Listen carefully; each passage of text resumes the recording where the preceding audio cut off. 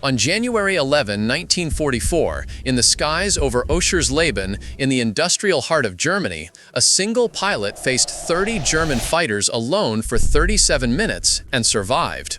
To get a sense of the mathematical impossibility of this, the survival expectancy of a fighter against 5 enemies is 12%. Against 30, there is no statistic because no one survives. Military manuals don't even predict this scenario. But it happened. The view that opened up before the B-17 bombers didn't look like a battle. It was a collapse in midair. German formations doved from the cloudy skies over Oschersleben, attacking from such varied angles that the gunners could barely register where the next attack was coming from. In the center of this chaos, one detail broke all logic: a single silver P-51 Mustang crossing the clouds as if ignoring the mathematics of death. One of the gunners, terrified, shouted over the intercom, "Who is that madman? He won't last a minute." But the pilot didn't retreat. He didn't slow down. He didn't seek shelter. He advanced straight into the wall of enemy metal. In that instant, a silent understanding ran through the 54 bombers in the formation. Someone was willing to face alone what seemed invincible. Stay with me until the end to see how this solitary decision rewrote the way the United States understood its own war. To understand why that act was so improbable, we need to look beyond the European skies and return to a world that had nothing military about it. Decades before that suicidal dive into the heart of the Luftwaffe, a boy crossed dusty roads in colonial China, carrying memories he would never recount in detail. He learned early that survival required courage, but also calm, a cool-headedness that can't be bought, trained, or taught in any academy. When he grew up, he abandoned the predictable path of medicine and pursued aviation, driven by an inner restlessness he never admitted aloud. To many, it seemed like mere youthful ambition. To him, it was an inevitable necessity, as if he were walking toward a reunion scheduled since childhood. And it was this same man who, years later, would emerge alone against dozens of enemy fighters. But we still need to understand how this transformation happened. What shaped this pilot, and how he became capable of doing that, passes through decisions that sound almost impossible. The answer begins in the next chapter. This pilot was named James Howell Howard. He was born on April 8, 1913, in China, the son of American missionaries who worked in territories where cultures mixed with latent tensions. His childhood was shaped by overlapping languages, foreign customs, and the permanent feeling of being between worlds. While American boys played in quiet suburbs, James crossed villages where silent conflicts already heralded the storm that would come decades later. This experience created something rare in him: the ability to interpret hostile environments without panicking. His return to the United States in his teens was less a fresh start and more a forced adaptation. He attended Pomona College, where he was supposed to follow a medical career, as his father expected. But the restlessness was stronger. In 1938, he abandoned medicine and joined the naval aviation, seeking something he couldn't even name himself.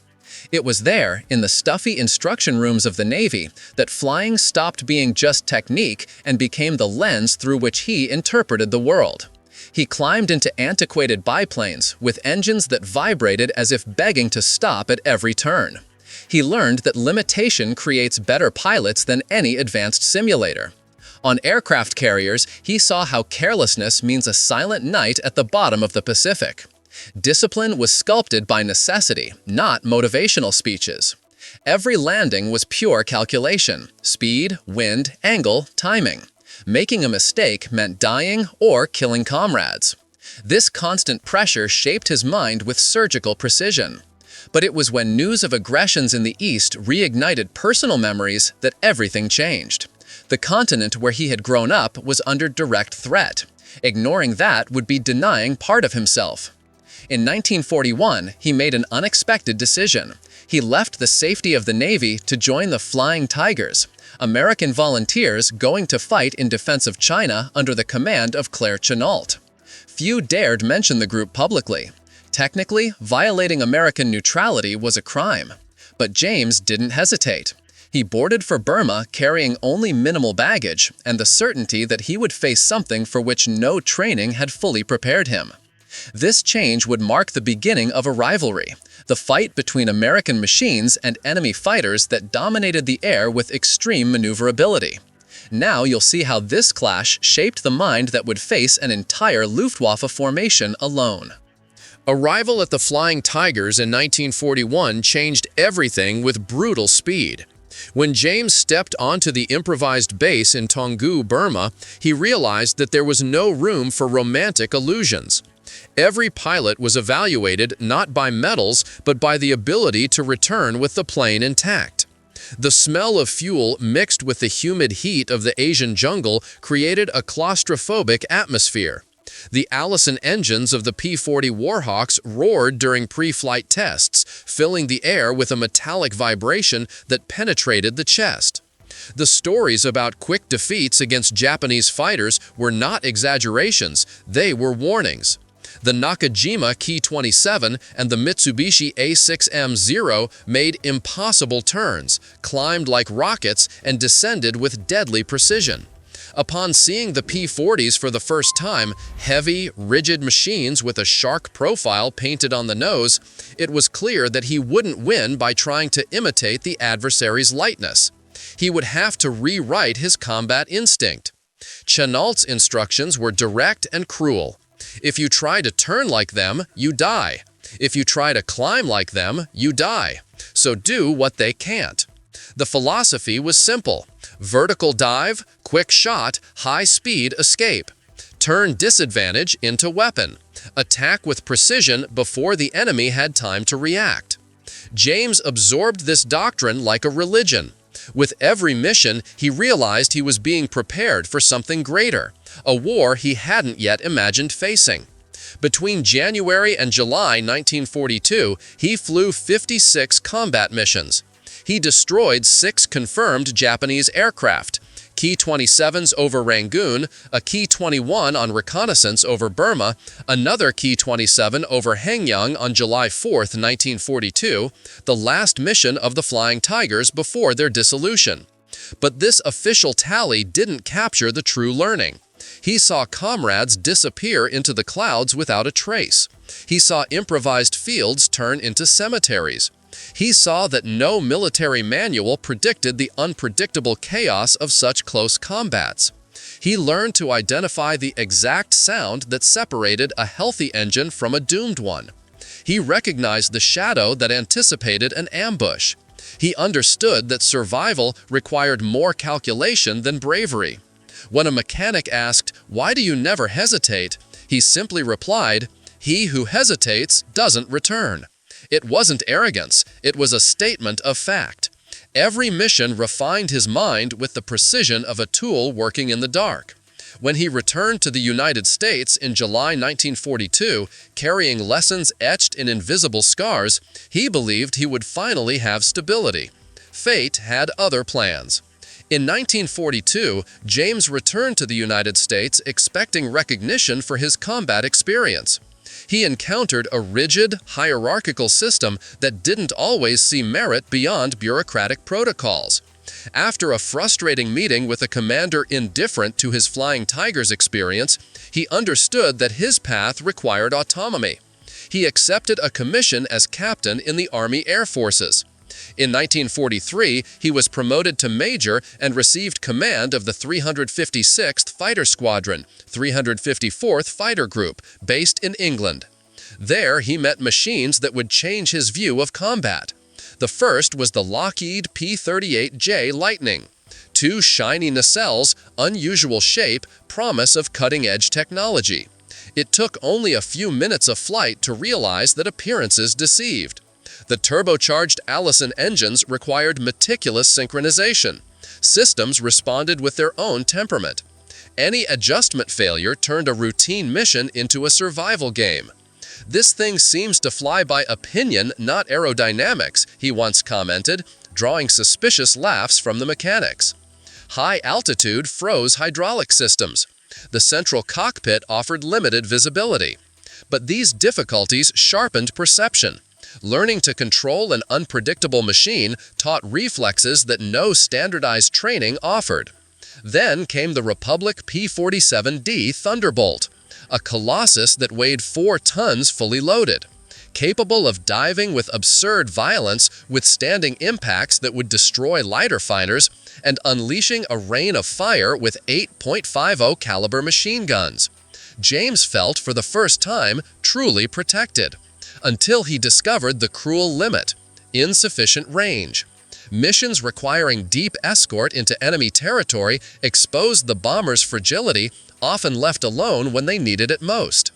If the enemy has patience, they wait for us to leave and hunt the bombers at will, he heard from a colleague. Those words stuck.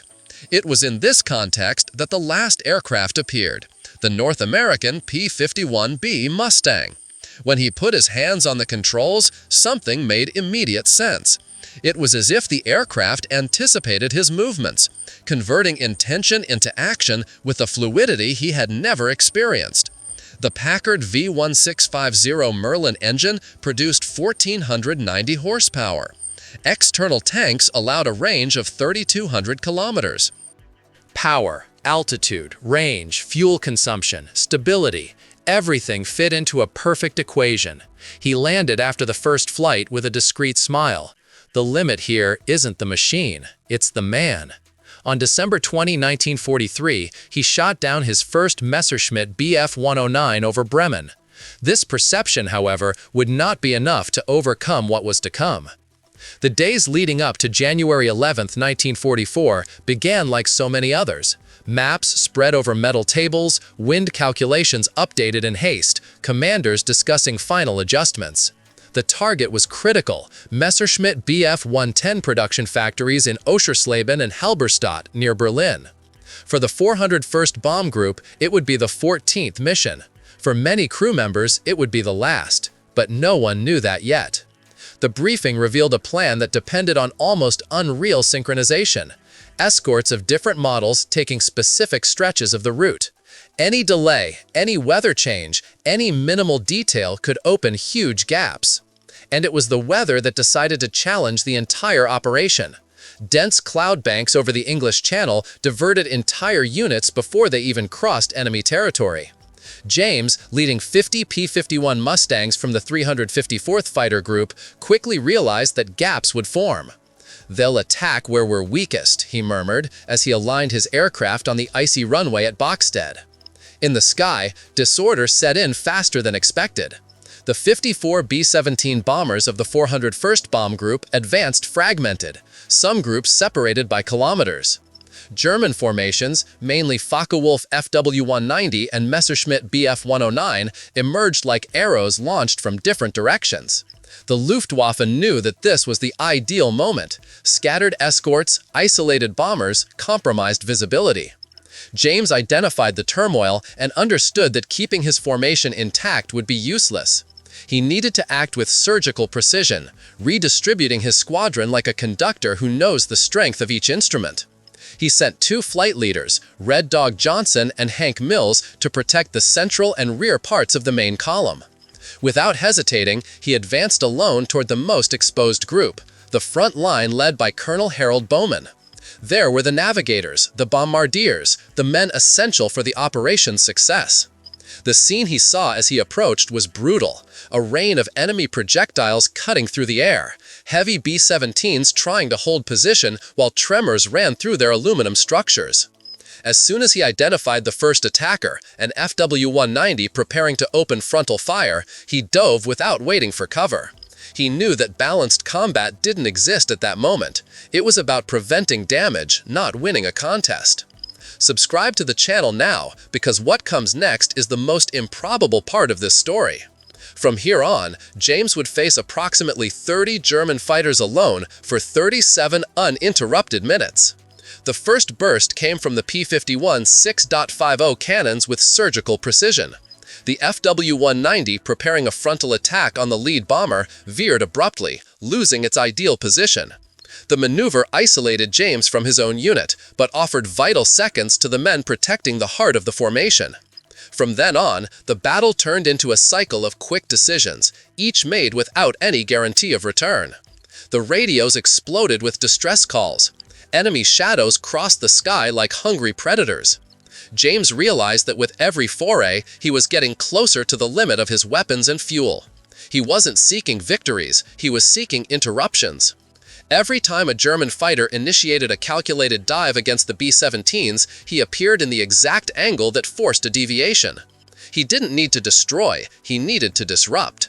As he advanced, he identified patterns in the German attack. Dives with almost mathematical precision, coordinated shots, insistence that showed how much the Luftwaffe had prepared.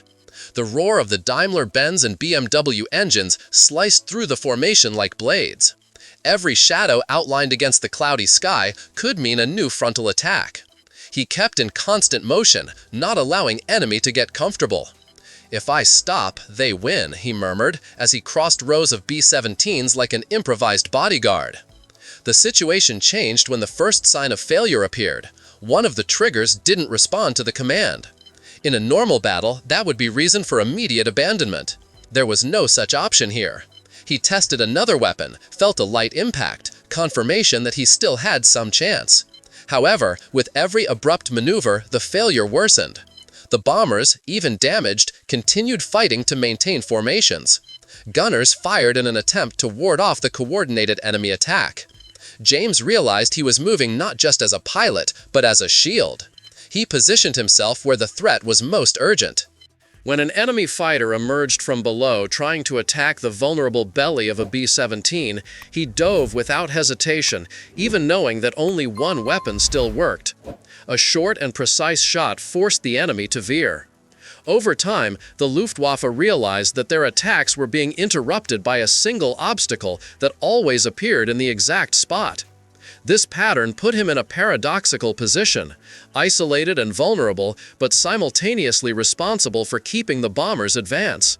Fuel was dropping rapidly, peripheral vision already catching the glint of new attacks, but he didn't pull away. Now you'll see how, even completely disarmed, he continued fighting, using only the presence of the aircraft as a psychological weapon. The critical moment arrived when the last functional weapon failed. The trigger clicked into emptiness. No shot, no response, just the dry sound that marked his point of no return. Any trained pilot would have broken combat at that instant, retreating to Allied lines or simply to preserve life. James didn't hesitate. He adjusted his trajectory and advanced directly over two Bf-109s climbing in tight formation, preparing a coordinated foray against the front line of the bombers. The boldness of the maneuver caught the adversaries by surprise. For an instant, the Germans hesitated, perhaps believing he was hiding some advantage, perhaps suspecting a hidden formation behind him. Whatever the reason, they broke the foray and veered, seeking a safer route. That moment marked a fundamental psychological shift. His presence was more threatening than his actual firepower. The bombers, watching from reinforced windows, saw that movement as almost irrational.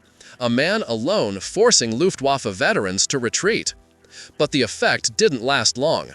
Soon, new fighters approached, determined to break that improvised defense. James needed to continue the intimidation strategy, even with the aircraft practically silent in armament. He began then to use the flight itself as a weapon. False dives, calculated approaches, aggressive turns that simulated attacks. It was risky because any experienced pilot could notice the absence of shots. But in that chaos, where every second seemed an eternity and visibility was reduced, his movements were enough to sow doubt. The enemy formation fragmented. This reduced the efficiency of the coordinated attacks. German pilots, accustomed to identifying patterns, began to show frustration. The constant presence of that single fighter, now emerging above the bomber's turrets, now diving under the wings, seemed to multiply. "He can't be alone," one of the German gunners murmured during a later debriefing, believing there were more aircraft hidden in the fog. That illusion was exactly what James needed. Every calculated approach broke the enemy alignment and gained crucial seconds. The survival of the bombers depended precisely on that dance of interruptions. With increasing wear, the Luftwaffe intensified the offensive. New fighters emerged on the horizon, coming in tight blocks. Any traditional defense would be crushed. But James was no longer acting by conventional rules. Upon perceiving the enemy formation preparing a frontal attack, he advanced before they gained ideal position, simulating a shot that wouldn't come. The unexpected movement provoked an immediate reaction. The Germans dispersed to avoid collisions, breaking their own coordinated attack. The engine vibrated under the pressure of the extreme maneuvers. The battle began to change tone when German fighters started pulling away little by little, some climbing to regain altitude, others returning to bases to rearm. James realized that, for the first time in the entire mission, he had a few seconds of silence. It wasn't a truce, it was reorganization. And in that infinitesimal interval, his fuel gauge marked critical levels. The indicator showed less than 15 minutes of autonomy. Even so, he didn't abandon his position. If the enemy returned, they would find his silhouette still ready for another simulated or real attack. Whichever came first. From inside the B-17s, crew members exchanged fragmented reports over the intercom. "I saw a Mustang alone down there passing over the right wing." No, there were two. This confusion reflected the psychological impact of his presence. The idea that a single pilot had prevented the destruction of the formation seemed absurd. But gradually, the story took shape. Colonel Harold Bowman, commander of the 401st Bomb Group, watched from his lead B-17 with an incredulous expression. "Who is that pilot?" he asked over the radio. No one knew how to answer. In the following days, when German pilots returned to their bases and reported the combat to Luftwaffe commanders, official records documented something unusual.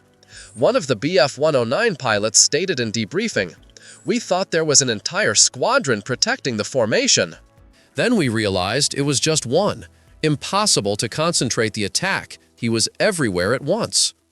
Another veteran from JG-11 noted in his personal diary, "We lost the initiative against the bombers because of a single American fighter. I've never seen anything like it." These records, discovered decades later by historians, confirmed the magnitude of the feat from the enemy's perspective. The Luftwaffe had trained pilots to exploit gaps in unprotected bomber formations. But that day, James's constant presence completely destabilized German tactical doctrine. He didn't need to destroy all the attackers. He just needed to disrupt the rhythm of the attacks long enough for the bombers to complete the mission and begin their return. When he finally pulled away from the formation, with critical fuel reserves and the engine coughing, the B-17s were already out of the greatest danger zone. Of the 54 bombers he directly protected, 52 returned to base. Only 2 were lost, a remarkably low number considering the intensity of the German attack. James landed at Boxted with tanks practically empty, fuselage perforated in 3 points, and armament system completely inoperative. When he climbed down from the cockpit, his hands trembled slightly. Not from fear, from pure exhaustion. As soon as the bombers landed, crew members gathered in debriefing areas, still trembling from the accumulated tension. One of the commanders, with an incredulous expression, asked, "Did anyone here manage to see that aircraft's number?" It was like trying to identify a ghost in the middle of a hurricane.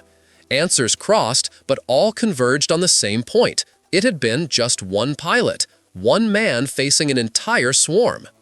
The descriptions were so consistent that the 8th Air Force Command decided to investigate immediately. Intelligence officers compared reports, studied combat cameras installed on the B-17s, and confirmed the impossible. Major James Howard had defended alone the entire front portion of the formation for 37 uninterrupted minutes. No other pilot in any other European mission had executed anything similar. On January 19, 1944, just 8 days after the mission, the New York Times published an article with a direct headline, "Lone Pilot Fights 30 Germans." The story became an immediate media sensation. Famous reporters covered the press conference in London, including Walter Cronkite from CBS and Andy Rooney. James, uncomfortable with the spotlight, summed it all up with a phrase that would cross generations. "I just did my duty."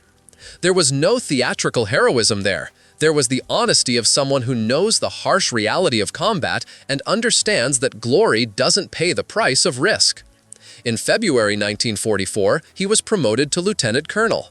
In June of that year, General Carl Spaatz, commander of the U.S. Strategic Air Forces in Europe, personally presented him with the Medal of Honor, the highest American military decoration.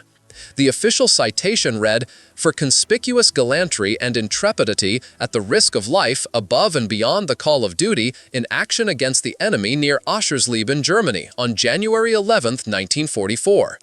James became the only fighter pilot in the European theater during World War II to receive this honor. Only 2 American fighter pilots received the Medal of Honor in the entire war, he and Gregory "Pappy" Boyington in the Pacific. The country celebrated, newspapers highlighted the feat in huge letters, but James saw it all as an unexpected page, not the reason for his career. Promoted to colonel in 1945, he continued serving after the war. He took on important civilian roles in the Federal Aviation Administration, participated in the modernization of airports, and brought to public administration the same discipline he applied in the cockpit. He wrote about the battles he had witnessed, offering a mature and direct interpretation of the events that marked his existence.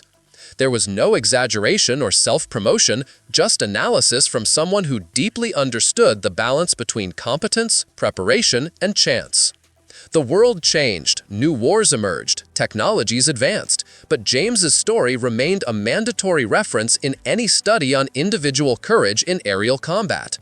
His trajectory was celebrated in military schools, museums, and official ceremonies. His name came to represent not just technical skill, but also the human capacity to face the improbable when no one else believes it's possible. He continued flying until his retirement as a brigadier general of the United States Air Force. Afterward, he dedicated himself to civil aviation and the education of new pilots. In lectures, he always avoided personal exaltation. He preferred to talk about the bomber crews he protected, about the mechanics who kept aircraft functioning in extreme conditions, about colleagues who didn't return. "The medal isn't mine," he said once in an interview. "It's for everyone who was in that sky." James Howell Howard passed away on March 18, 1995, at the age of 81. He left a legacy that transcends aerial victory numbers. Of the 54 bombers he protected on January 11, 1944, 52 returned. Their crews, 468 men, came home because of one pilot. This simple equation sums up the greatness of the act. A decision made in seconds altered the fate of hundreds. Today, upon revisiting this episode, it's clear that greatness doesn't reside only in what happened in that turbulent sky over Oschersleben, but in what it symbolizes. The idea that determination can destabilize even forces that seem overwhelming. The image of that single silver P-51 Mustang defending an entire formation isn't just impressive. It's a permanent reminder of how preparation, technique, and courage converge in extreme moments. James Howard's story teaches that improbable doesn't mean impossible. It teaches that rigorous training creates instincts that operate beyond conscious thought. It teaches that sometimes one person in the right place, at the right time, with the right preparation can change everything. Not by luck, by competence accumulated over years, refined in dozens of combats, shaped by the experience of someone who survived when others didn't. Thus, we conclude this journey bringing back the question that has echoed since the beginning. What makes someone face the impossible when no one else can? The answer is in the trajectory you just followed. If this story inspired you, don't forget to subscribe, comment on your favorite part, and share so that more people learn about the power of this real episode in aviation. James Howard proved that sometimes one determined man is worth more than an entire squadron. And that changed the history of aerial warfare forever.